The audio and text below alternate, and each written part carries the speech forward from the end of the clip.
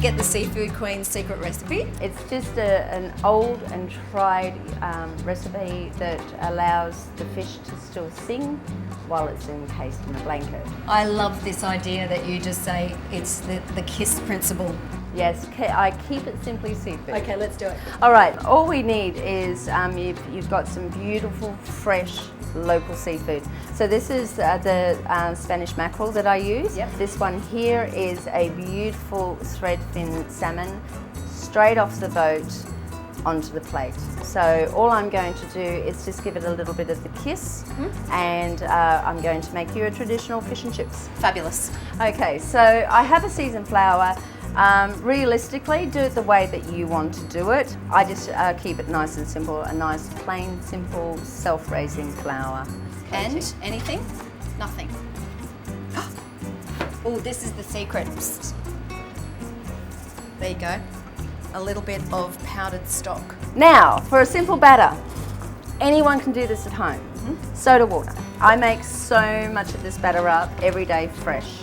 Your rising agent. Vinegar. How much vinegar did you just put in there? Enough. Okay. So you're showing me what you're putting in there, but you're not telling me how much, so I'm paying close attention. Okay, so literally you just want the fish to sing in your batter. You don't want it to sink or stick. Okay. Now, with a little bit of elbow grease, don't use a machine. All right. What we're going to do is start adding the flour in. And any fish that you want to batter, this is perfect. This is perfect. It's simple. There's no other strong flavors overtaking the fish. And like I said, it's a blanket for the fish. It's not to take any of the sense or the body of the fish away from that eating experience.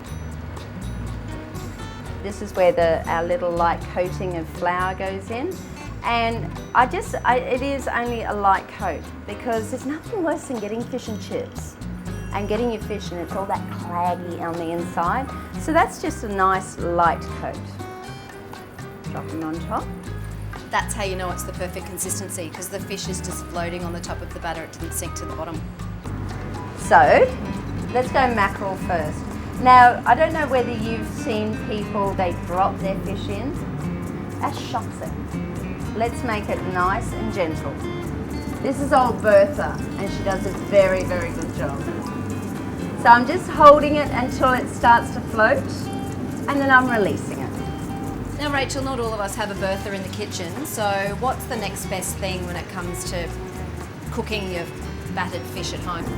Just 190 degrees in a simple deep fryer, or if you've got the pan with a thermometer on top of the stove. If it's done right, your oil is clean, it's at the right temperature, your batter is cold, and your fish is cold, you're going to have perfect fish and chips. And what is fish without chips? This here is our beautiful thread fin. This here is our beautiful mackie. Gee, I'm so glad I could help. Oh, your helping is coming in right now. Giving you moral support. No, so from a simple batter, Yes. fresh produce, you get the most amazing fish and chip experience.